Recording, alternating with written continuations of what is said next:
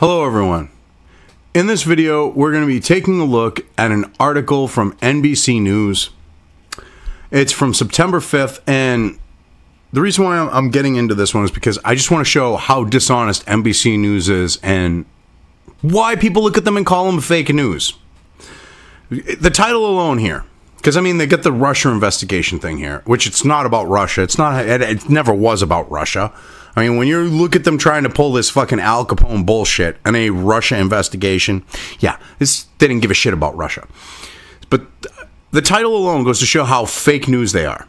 Mueller subpoenas Jerome Corsi, birther and ex-Alex Jones associate. He's not an ex-Alex Jones associate. He's InfoWars' bureau chief in fucking Washington, D.C. You are fake news, NBC. This is why. Because you're trying to demonize Alex and push this Russian conspiracy thing of that, oh, Alex is involved with Russia and Roger Stone is involved with Russia. And you're using this right here and you're going, well, look, he's an ex-Jones associate. To try to push that narrative. Oh, well, he had to have stopped associating with Alex Jones for a reason. He never did. He's the fucking bureau chief, you assholes. Wow. I mean, love him or hate him, I'm not a fan of Alex, okay? And Jerome Corsi, he does say a lot of things that are valid. He's an actually award-winning reporter. He's won awards for his reporting. See, they don't want to talk about that, though. Jerome Corsi, a conspiracy theorist with links to both ex-Trump aide Roger Stone and InfoWars host Alex Jones, has been subpoenaed to testify before a federal judge, a federal grand jury in Washington, D.C., Friday as part of a special counsel Robert Mueller's probe, his attorneys say. Yeah, because they're hoping to try to link the Gucifer shit and Alex and all this stuff to Russia, and they're not going to find shit. I mean, this is all a dog and pony show at this point. But they roll him out so that they can, like, NBC News and others can push this bullshit like ex-Alex Jones associate. I mean, come on now. Corsi has written such books as Where's the Birth Certificate? Okay, which the birth certificate came out. That book, I believe, came out after the fact that forensics experts looked at the released copy of Obama's birth certificate, okay, from around the world and all said it was fake as fuck, that it was photoshopped. Okay, I'm not disputing whether he was born in this country, but when you release a document and it looks like a 6-year-old, well, no, a 6-year-old would have done a better job, at least today's 6-year-olds. It looks like a JoJo the Idiot Circus Boy worked on it in Photoshop, and you used fonts in it that weren't even around for typewriters back then. Yeah, you're kind of idiots.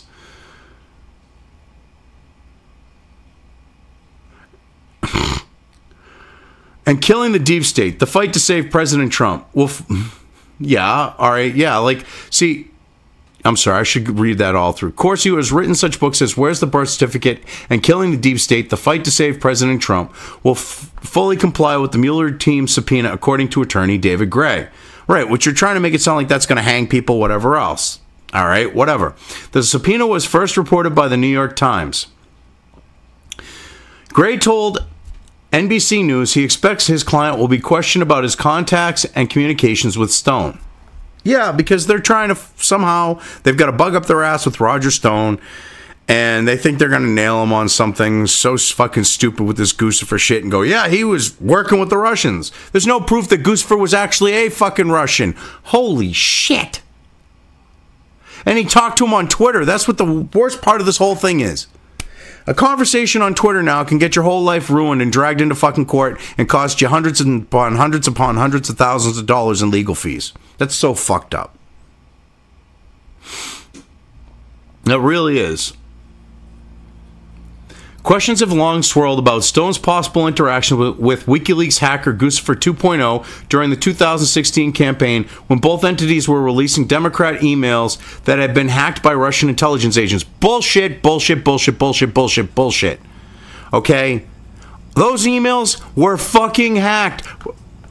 Well, if you can call entering in the proper password fucking hacked, by Seth Rich. And for his trouble, he got a fucking double tap. Jesus Christ.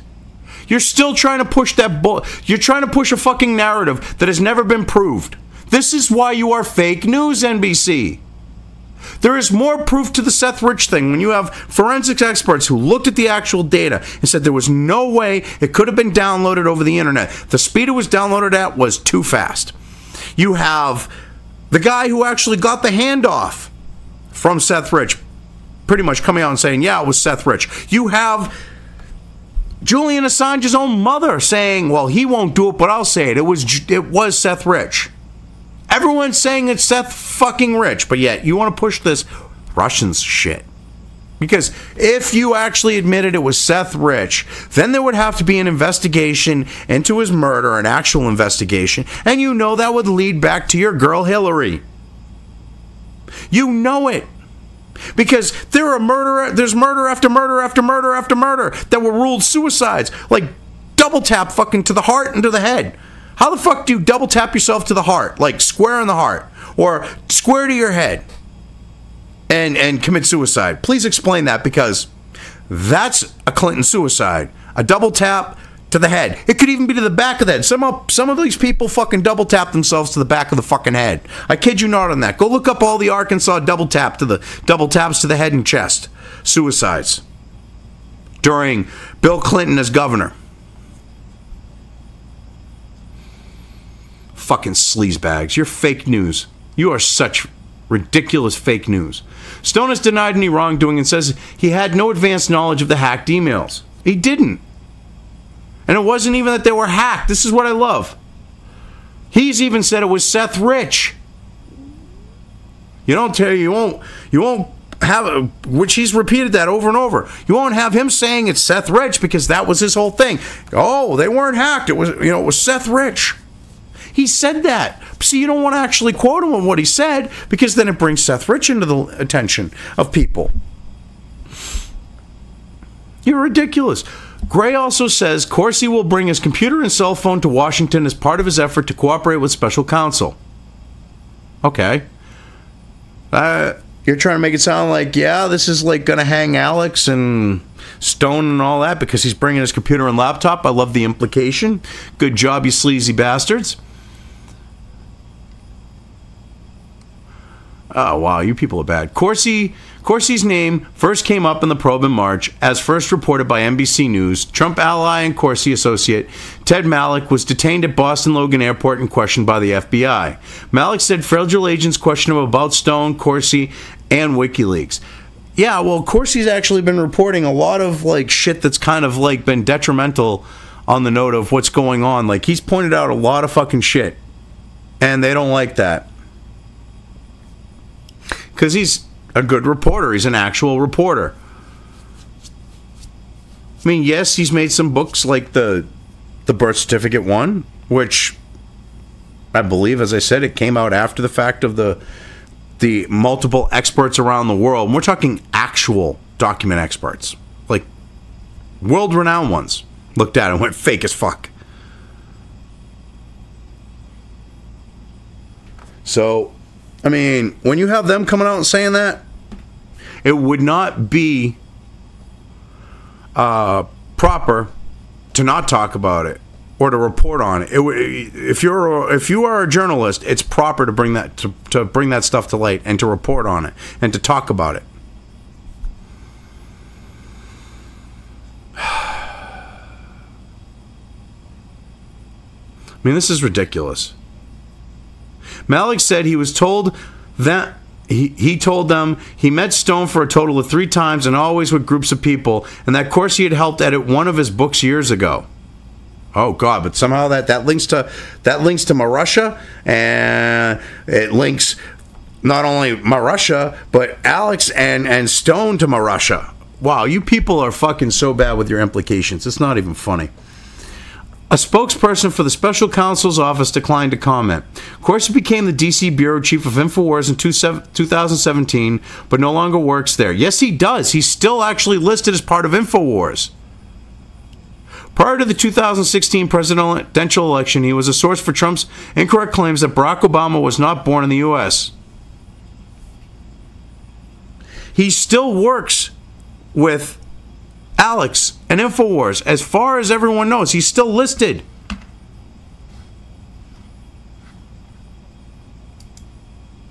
You go and you do a search. Watch.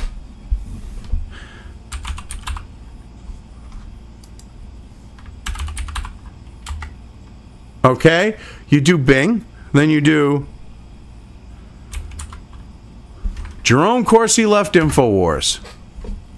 News about Jerome Corsi left InfoWars. Okay? Right there. But then you look. InfoWars author. He's just no longer the bureau chief, but he's still part of InfoWars. Or actually, wait a minute. According to InfoWars website, no, he still is their bureau chief. Jerome R. Corsi, PhD, currently serves as Washington bureau chief for Infowars.com. Huh. Huh. Well, I guess you're very fake fucking news when it's coming right from there. And there's no other thing saying that he left.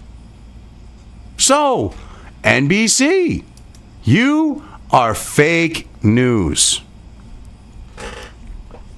They lie about him being an ex-Alex associate because they're trying to demonize Alex. But yet, according to InfoWars, he's still their Washington bureau chief. Interesting. Anyway, I gotta say one last thing about this before I end this. They are so desperate that they are trying to create a narrative like this. They're trying to use Jerome Corsi bringing his phone and his laptop, going down there. Like, this is going to put a noose around Stone's neck. This is going to put a noose around, like, link things closer to InfoWars being part of, associated with Russia. Shit like that. It's ridiculous. Love him or hate him, Alex Jones has a right to have a platform. He has a right to not be slandered. He has a right to not be dragged into this whole Russia investigation when he has no ties to Russia. His staff and people that associate with him should not be dragged into this shit. This is all about Alex and InfoWars and silencing him in the midterms and everything else. This has nothing to do with Russia. Yet, that's how they're trying to play it. It's ridiculous. But yeah, I've covered this well enough. I'm just going to leave things here. If you liked this video, depending on where you are watching it, please give it an upvote or thumbs up. If you want to know when new content of mine hits the internet, don't forget to subscribe to one or more of my social media or video accounts listed here. Also, with YouTube, don't forget to ring that bell. You can find all of my video content on both BitChute and YouTube. This may not be the case with other places I upload to, but I will try to minimize this happening. You are always welcome to interact with me at any of these sites on the list, so feel free to do so. If you have anything you want me to cover in a video, when it comes to news or current events, send it right along to me. I will try to do my best to cover it. As always, thank you for watching.